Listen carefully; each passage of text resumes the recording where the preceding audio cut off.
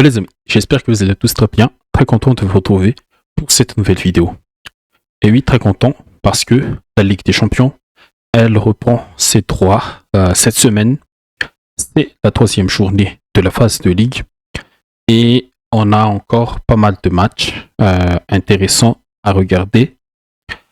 Mon Barça qui va jouer l'Olympiakos, on a un Arsenal Atlético, on a le champion en titre en déplacement en Allemagne à Leverkusen, un Villarreal Manchester City, ça aussi c'est peut-être intéressant. C'est pour demain ces matchs-là. Mercredi, bien sûr, le match qui m'interpelle le plus c'est Real Madrid-Juventus à 22h. Il y a aussi Francfort-Liverpool, attention aux Reds. Mais celui qu'on va parler dans cette vidéo, c'est Real Madrid-Juventus. Et comme d'habitude, les amis, avant de vous donner mon petit preview de ce match-là, je vous invite déjà à liker la vidéo et surtout, je vous invite à vous abonner si vous ne l'êtes pas encore. Du coup, Real Madrid-Juventus, c'était quand on a fait un Real Madrid-Juventus pour la dernière fois. Alors, là, j'ai oublié un peu mes recherches, mais je pense que c'était... Ouais, je pense que c'était il y a longtemps. Si je me souviens bien, c'était le quart de finale en 2018. Ouais, le dernier titre du Real avec Cristiano Ronaldo. C'était un match assez fou en termes de scénario. Et voilà. Mais ce mercredi, ils vont encore s'affronter. Et les deux équipes, en général, sur le plan collectif, n'est pas encore très au point. Il y a toujours du gros travail à faire, surtout pour moi, pour la Juventus. Et c'est avec les Juventini, qu'on va commencer notre petite analyse, notre petit preview. Pour la Juventus, je pense que l'enjeu, c'est de reprendre vraiment la confiance. Parce que sur les 5 derniers matchs, les hommes d'Igor Tudor n'en ont gagné aucun. 4 matchs nuls contre les Las Véron, un partout. Un partout encore une fois contre l'Atalanta. Un 2-2 évitable contre le Villarreal. Une piteuse 0-0 contre l'AC Milan, malgré quelques occasions très franches. Et hier, en début d'après-midi, une défaite méritée contre le Como de Cesc Fabregas. Et du coup, pourquoi ces accumulations de mauvais résultats? Je pense qu'en premier lieu, c'est un dispositif et un 11 qui n'est pas encore en place, mis en place par l'entraîneur croate Igor Tudor. Là, c'est le 11 contre les Las Véron, un 3-4-3-4-2-1. C'est son système fétiche. On a eu en défense Kalulu, Gatti et Kelly. La ligne de 4 devant, c'était Mario à droite, Locatelli Thuram, le double pivot au milieu, et Cambiasso sur l'autre côté, le piston gauche. Et on attaque Vlahovic, accompagné de Conceição. Désolé. Conceição. Et le talent turc, le jeune prodige turc, Kenan Yildiz. Le prochain contre l'Atalanta, encore un 3-4-1, mais il y a encore eu de mouvements. Bremer, je pense que c'est lui qui doit être le patron de la défense, mais il est encore blessé. Après ce match-là, il a rechuté. Tigre Gros dans le but, Kelly, Bremer, Gatti. Peut-être au retour de Bremer. C'est peut-être ce trio-là qu'on aura en défense. Cambiasso, encore une fois, et là, c'est une nouvelle combinaison au milieu. Thuram, Coupe Miners, Kalulu, et ils disent Openda, Adic en attaque. Contre Villarreal, en Champions, Et à fond, ça c'était à fond la trêve. Lucas Perrin dans les buts, Kalulu Gatti, Kelly, le trio en défense. On a revu Cambiasso à droite et Cabal à gauche. Une nouvelle fois, on a changé d'homme, mais pas de dispositif.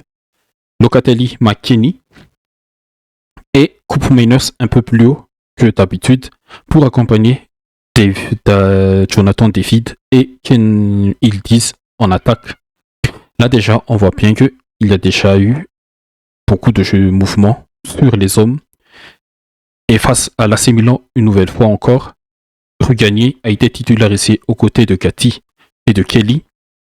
Locatelli McKennie a été reconduit et le trio David, Ildiz, Conceição, voilà, Conceição mais pas Conceição, Conceição a été l'attaque face à l'AC Milan.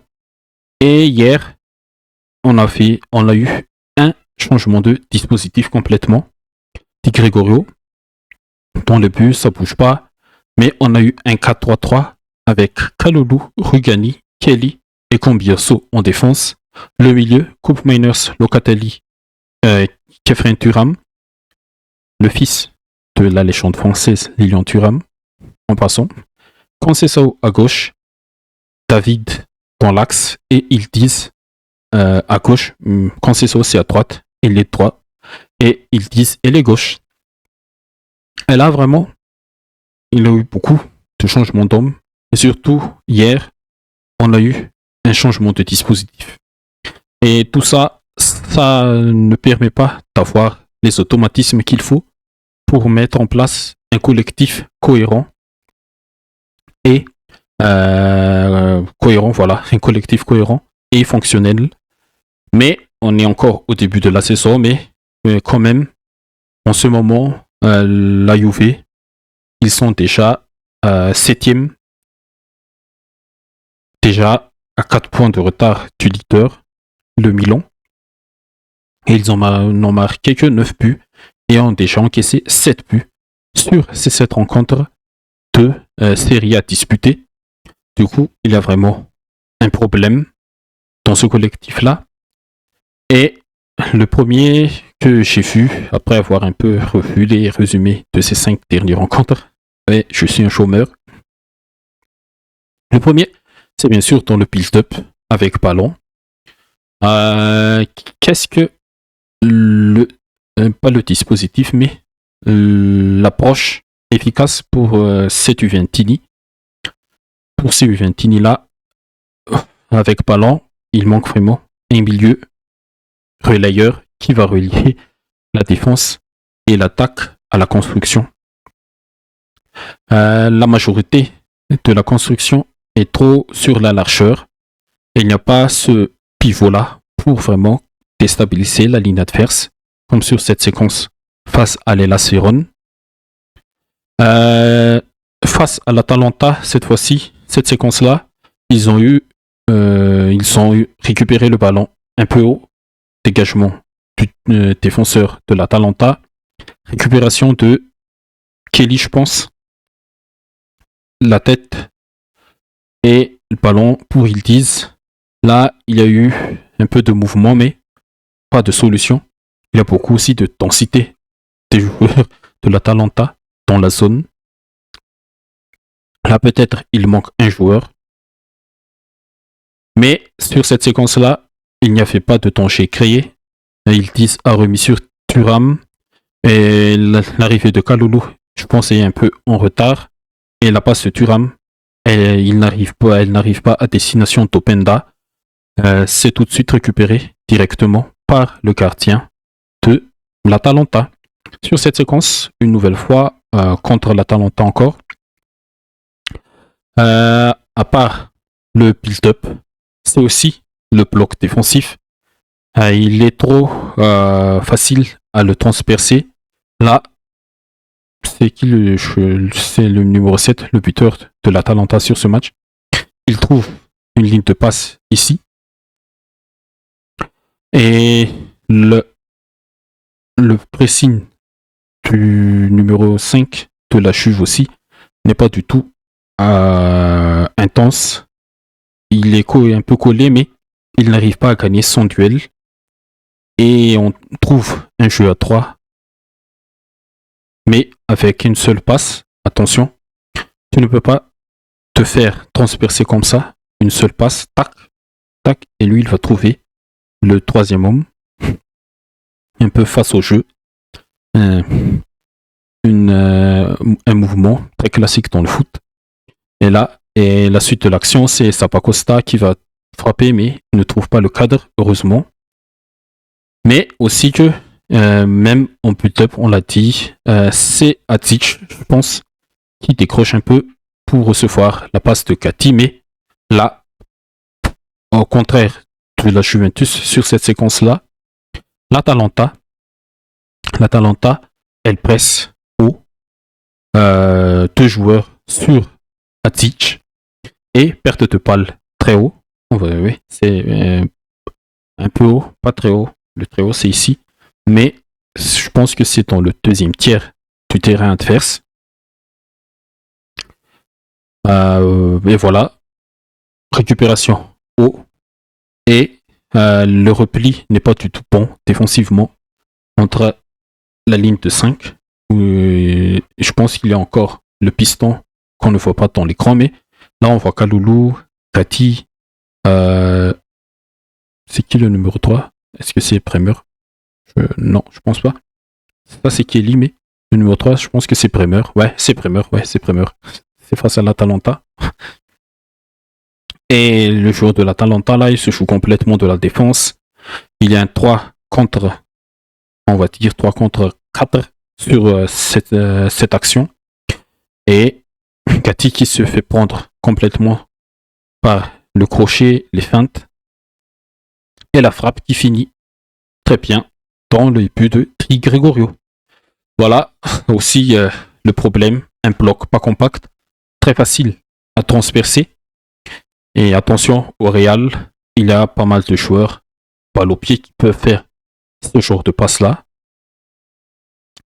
Et une autre séquence, ça c'était en Ligue des Champions. Relance, regardez le pressing. On est haut, mais on ne presse pas assez. Là, Openda, il doit sortir rapidement sur le porteur et les autres quadriller les potentiels receveurs. Un schéma classique du pressing.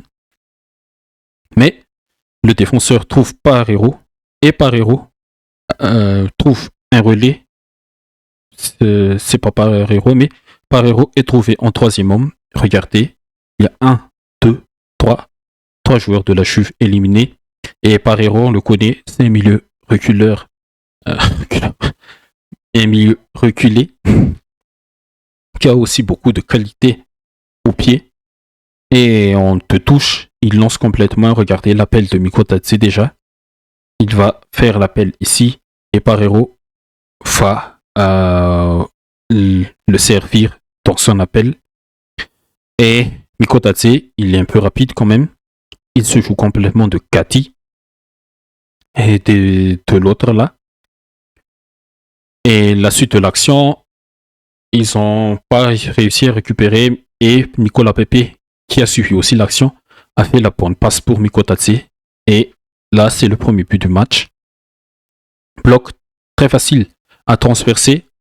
Pressing, bloc haut, mais pressing inexistant. Voilà aussi le problème de cette Juventus. On va s'attarder un peu sur la Juventus parce que le Real, je le connais un peu mieux par rapport à l'équipe italienne. Et là aussi encore, c'est le deuxième but hier, signé Nico Paz. Ils ont attaqué et le repli n'est pas du tout bon côté Juventini. Là, c'est un petit long ballon pour Nico Paz. Regardez, il y a un 2 contre, on va dire 2 contre 3, parce qu'il y a Thuram, Rugani, c'est qui, je sais pas, mais c'est un peu flou. Mais Nico Paz, il accélère rapidement, se projette dans la surface, et il se joue de Thuram et de l'autre défenseur, Rugani, est sur le numéro 11, mais Nico Paz, il envoie un merveille de frappe enroulée. Deuxième poteau, Di Gregorio ne pouvait rien faire. Et attention aussi, contre le Real, ils aiment ces genres de situations-là. Là, c'est peut-être Mastontono, Papé à droite, Rodrigo même, Brahim Diaz, et il a la vitesse de Vinicius qui peut aussi exploiter cette action-là. Attention, il a pas mal de faiblesses côté Juventus. Le build-up difficile, le bloc facile à transpercer, les replis qui ne sont pas qui n'arrivent pas en grand nombre. Et voilà, et attention aussi à la défense des coups de pied arrêtés. Ce centre, c'est le but égalisateur de Villarreal en Ligue des Champions. Et il y a des grands gaillards et une patte gauche d'Arda côté Real, coup de pied arrêté. Et voilà pour cette Juventus-là, les petits, pas les petits, mais les faiblesses un peu, les faiblesses que j'ai vues de mon côté. Mais pas, par contre, non, là, c'est encore une autre séquence. Une mauvaise défense de la surface du dernier tiers. C'est un corner joué à 2. Le joueur du Como le remet à Nico Paz. Et Paz envoie un merveille de ballon au deuxième poteau. L'appel de Kempf. Deuxième poteau. Kalulu ne le voit pas. Il est tout seul. Il ajuste bien Di Gregorio d'un plat de pied. Magnifique action de Como. Mais attention. Il faut bien aussi défendre son dernier terre dans ces genres de situations-là. Mais attention aussi, malgré ces difficultés en défense et à la construction, individuellement, ils ont des joueurs qui peuvent faire très mal, à l'image de Conceição. Face à l'Hellas Vérone, c'était l'ouverture du score. Dans les derniers tiers, ils sont dangereux. Et ils transpercent la défense et il met une merveille de frappe. Petit filet. Là, un ballon récupéré. Mauvaise passe de Parero. Ballon récupéré par Conceição une nouvelle fois. Et il va ajuster Arnaud Tenas, le gardien de Villarreal. Et ils ont de individualités. Dans le dernier tiers, on va voir qu'ils sont dangereux. Là, ils auraient dû déjà égaliser à un partout. Conceição qui trouve Jonathan David, et David en manque de confiance, rate complètement ce but. Il n'y a plus personne n'y a fait qu'à pousser le ballon, mais il rate complètement son geste. Et sur cette action, sur les coups de pied arrêtés, les phases comme ça, la Juventus aussi est un danger. Là, c'est encore Conceição. Je pense que c'est lui qui a centré sur Gatti. Là, ça aurait dû être l'ouverture du score dans ce match contre Milan, mais il fallait un arrêt incroyable de Mike Maignan sur cette action. C'est Gatti qui frappe à bout portant. Et l'arrêt incroyable de Mike Maignan, un gardien, c'est comme un arrêt d'un gardien d'handball là. Et voilà, la Juventus est dangereux dans le dernier tiers. Ils ont aussi des individualités qui peuvent faire mal. Ils disent, il peut faire mal. Conceição, il peut faire mal. Et surtout, un certain Vlahovic, c'est vrai, c'est un pur attaquant. Et voilà pour cette Juventus. Et pour le Real maintenant, ça fait déjà presque 20 minutes, mais on va passer illico presto pour le Real parce que je connais et j'imagine que vous connaissez aussi le Real plus que par rapport à la Juventus, mais l'enjeu c'est vraiment de se préparer avant la réception du Barça lors du Classico. C'est un gros test avant le Barça et le Real, ils sont en forme. Ils ont gagné 4 de leurs 5 derniers matchs. Le petit bémol, c'est ce 5-2 contre l'Atlético dans le derby madrilène. Mais le Real, ils sont en forme. Ils sont solide leader. Ils sont leaders du championnat à 2 points du Barça. Voilà. 24 points, 9 matchs joués. Ils sont la deuxième meilleure attaque après le Barça. 9 buts encaissés. La quatrième défense, 1, 2, 3, 4, 5, là, quand même, la cinquième défense du championnat. Et bien sûr, ils sont un certain Kylian Mbappé, qui est très en forme en ce moment. Meilleur buteur du championnat avec 10 réalisations. Meilleur buteur par 80 minutes jusqu'à présent. Le meilleur joueur en contribution, goal plus assist, 12. Voilà, ils ont Kylian, il est très en forme, il ne cesse pas de marquer en ce début de saison. Mais quand même, on connaît aussi ce Real-là. Ils ont quand même encore des choses à corriger. Le collectif n'est pas encore au point. Le Xabi Alonso Paul n'est pas du tout, on n'est pas encore au point, mais grâce à ces individualités-là, ils sont très forts et ils sont dangereux, comme d'habitude. Et attention quand même, les faiblesses que j'ai vues, ça c'est une séquence contre Villarreal, tout comme la Juventus tout à l'heure, c'est la défense de la surface, la défense du dernier tiers, surtout quand l'adversaire met en place une attaque comme ça, des attaques placées. Là, regardez, Mikotadze, il est ici. Il y a cet appel qui va aspirer totalement Chouamini. Et le latéral de Villarreal, il va transmettre le ballon à Papke, je pense. Là, Papke est trouvé. Et regardez, Mikotadze, avant, il était là. Il réajuste un peu sa position pour vraiment avoir de l'espace et se libérer du potentiel marquage de Militao.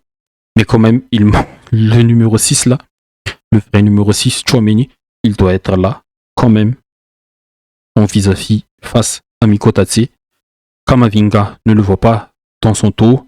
Peut-être aussi manque de communication entre Kamavinga et Militao. Mais Papke trouve Mikotadze et c'est trop tard. Superbe contrôle orienté et la frappe qui suit, imparable pour Courtois, imparable pour la défense. Et attention, on l'a dit tout à l'heure, la Juventus, ils ont des joueurs capables de faire ce genre d'action dans le dernier tiers. Et là aussi, c'était face à l'Atlético, le but de partout, c'est la défense du dernier tiers encore. Et dans les airs, aussi le Real est très fébrile pour le moment. Coup de pied arrêté, le genre d'action comme ça, centre de Julián Alvarez et la défense centrale. Hussein est complètement perdu et Carreras aussi. Il laisse Sorloth faire la tête comme ça. Attention, c'est dangereux. La tête est superbe, imparable encore pour Courtois. Et ce sont les mêmes problèmes pour tout comme la Juventus. Il n'arrive pas à vraiment maîtriser cette zone-là. Le dernier tiers. Et attention, face à un Vlahovic, s'il est titulaire, il y a un grand danger dans la surface dans ta surface mercredi. Mais quand même, quand le Real arrive à se projeter rapidement, ils sont super dangereux. Et là, c'était hier contre Retafe. Récupération de Kamavinga, projection rapide de Rodrigo. Et il trouve Mbappé dans l'espace. Là vraiment, c'est danger à 100%, 1000%, à tous les pourcents que tu veux. Mais la frappe de Mbappé, elle a été bien stoppée par le gardien de Retafe. Attention, on l'a dit aussi, le bloc de la Juventus n'est pas compact. Le Real peut exploiter cette faiblesse-là. et ils sont les joueurs. Et il y a aussi, en ce début de saison, côté Real, une connexion très forte, c'est Mbappé et Kühler. Là, c'est Mbappé qui va donner Kühler, et Kühler lui remet un grand lent 1-2. Et dans la continuité, Mbappé retrouve son compère turc, et la frappe, elle n'est pas cadrée. Mais attention, dans les petits espaces, le Real est aussi dangereux grâce à la qualité de ses joueurs, de ses offensifs. Mbappé, Kühler, Mbappé et Vinicius, Mastantuono aussi potentiellement. Regardez aussi l'appel de Carreras et dans le dernier tiers, sauf face au bloc très bas. Mais quand le Real réussit à trouver les espaces, tout comme la prochaine séquence là, ça c'est le tir qui part très haut, mais la prochaine séquence c'est le but de Mbappé hier. Il trouve, mais petite nuance, Retafe a été réduit à 10 à partir de la 79e minute. Petite nuance, mais là Militao, il trouve Kühler dans cette zone, et Kühler, il a de la qualité, surtout dans ce dernier tiers adverse. Il s'oriente rapidement face au but, face au jeu. Il y a aussi l'appel de Bellingham intéressant. On connaît la capacité de Bellingham à être un milieu box-to-box, même en un faux neuf. L'appel de Bellingham qui aspire la défense. Mais Kühler, sa connexion avec Mbappé, elle marche très bien. Il envoie pour Mbappé entre ces deux défenseurs de Retafe, magnifique. Mbappé, on le connaît aussi, il a un sens de but incroyable. La frappe, elle a été un peu touchée par le gardien, mais la main n'a pas été très ferme pour sortir cette frappe-là. Et la frappe aussi, elle a été puissante. 1-0. Et c'était sur ce score-là que le Real a gagné et reprend la tête de la Liga. Et voilà, pour les deux équipes, si je résume un peu, ils ont les mêmes petits problèmes. Le build-up, la construction, les attaques placées, ce ne sont pas les meilleurs pour faire cette approche offensive. En défense, ils ont aussi les mêmes problèmes. La défense de la surface. Attention sur les coups de pied arrêtés. Le pressing, deux équipes qui ne savent pas presser pour le moment. Mais les individualités, ce sont eux qui font faire beaucoup la différence. Et du coup, mon petit prono pour ce match, quand même, je pense que le Real, ils sont favoris. Ce sera au Bernabéu. Pour les derniers résultats, ils ont quand même eu des bons résultats que la Juventus. Au Bernabéu, je mettrai quand même un 60-40 pour moi. 60-40% sur la probabilité de win. Et si je mets un peu un score, je pense que le Real, ils vont s'en sortir 3-1, je pense. Sauf si la Juventus joue complètement de A à Z. Mais je pense que les Real, ils sont encore au-dessus de cette équipe italienne pour le moment. Et voilà les amis, c'est tout pour ce petit preview Real Juventus. Et à part cela, je pense que je vais me regarder, bien sûr, Barça Olympiakos. C'est demain, 19h45. Et pour demain, je pense qu'on va surtout se focaliser sur ce Arsenal Atlético. Ça, c'est un match intéressant aussi. Et à part cela, si on a le temps, on va voir un peu ce que fait le PSG contre les Leverkusen ou Villarreal contre City. Et mercredi, je pense à 19h45, ce qu'a la Galatasaray Bodo Glimt. Ça m'intrigue. Et bien sûr, on va débriefer ce Real Madrid Juventus. Et du coup, si vous ne voulez pas rater ces prochaines vidéos, n'hésitez pas à vous abonner. Abonnez-vous. Ça aide beaucoup aussi le travail que je fournis. Et ça me permet aussi d'évoluer et de vous donner plus de qualité sur mon travail. Ok les amis, je vous dis à la prochaine. Bye bye.